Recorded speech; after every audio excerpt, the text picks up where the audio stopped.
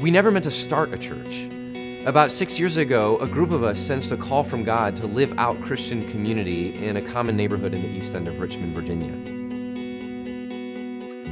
Some of us were transplants, some of us grew up here, some were black, some were white. None of us really had an agenda or a plan. All we knew was that the gospel has the power to overcome divisions of race and class, and we wanted to commit to that gospel in a common neighborhood.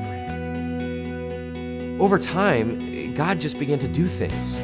Friendships began to form, a tutoring, a housing ministry developed, groups began to take shape, and before long, God began to build a worshiping community.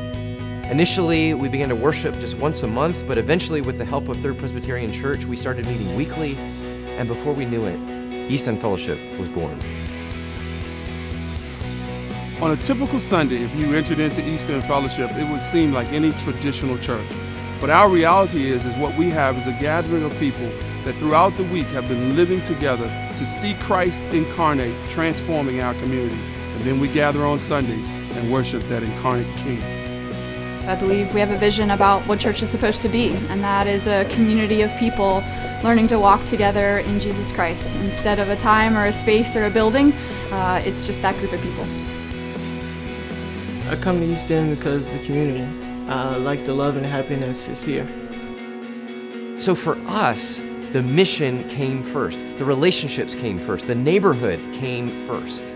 The pastors, the worship service, the institution, we just sort of threw all that stuff in at the end. And we think that is a pretty good way to do it.